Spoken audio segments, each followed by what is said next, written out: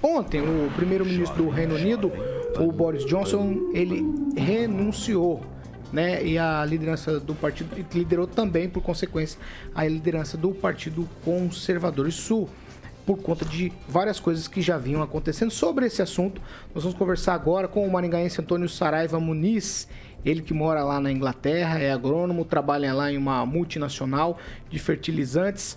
Antônio, muito bom dia para você, seja bem-vindo mesmo que virtualmente aqui à Jovem Pan Maringá. Bom dia Paulo, bom dia colegas da bancada, é um prazer estar com vocês. Ô, Antônio, eu queria que você falasse pra gente qual a percepção, por exemplo, a gente vê e ouve muitas notícias aí a respeito da Inglaterra, até porque a Inglaterra é linha de frente na questão da guerra da Ucrânia, se coloca ali como mediadora nesses fatos.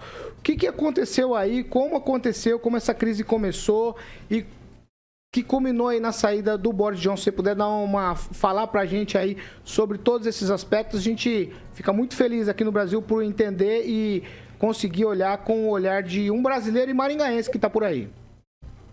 Então, Paulo, essa crise começou há um tempo atrás, já faz tempo que o Boris Johnson vinha se arrastando no poder.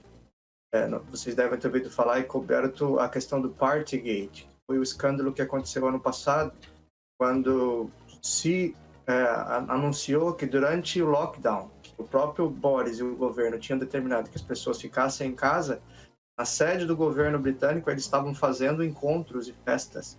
Isso aí gerou uma má repercussão e desde então ele vinha balançando. Um mês atrás o Partido Conservador ele passou por uma moção de desconfiança no parlamento. É tipo um instrumento à disposição do legislativo aqui para questionar a permanência do chefe do governo no poder. Só que nessa moção de desconfiança eles precisavam ter a maioria e acabou não tendo. É porque o Partido Conservador ele tem 80 cadeiras a mais do que a oposição. Então eles seguraram isso e ele se manteve no poder. Então, um mês atrás eles estavam celebrando a vitória nesse processo. É como se fosse um pedido de impeachment. Só que daí estourou a crise agora, uma semana atrás. Um tabloide famoso aqui, o The Sun, ele publicou uma matéria sobre um caso de assédio sexual envolvendo um líder do governo do Boris. É um cara chamado Chris Pincher, que não tem tanta relevância política, mas ele foi nomeado e em fevereiro desse ano o The Sun noticiou um caso de assédio e foi aí que foi a gota d'água do processo. O cargo desse cara é como se fosse um líder do partido para fazer com que pessoas do partido votem de acordo com a orientação da liderança. Então esse cara era o responsável por fazer isso, fazer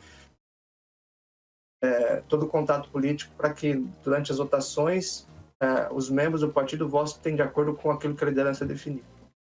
E aí, quando se noticiou que esse cara foi nomeado e o Boris sabia desses problemas de assédio, mesmo assim fez vista grossa, de certa forma isso não pegou bem e foi aí que foi a gota d'água.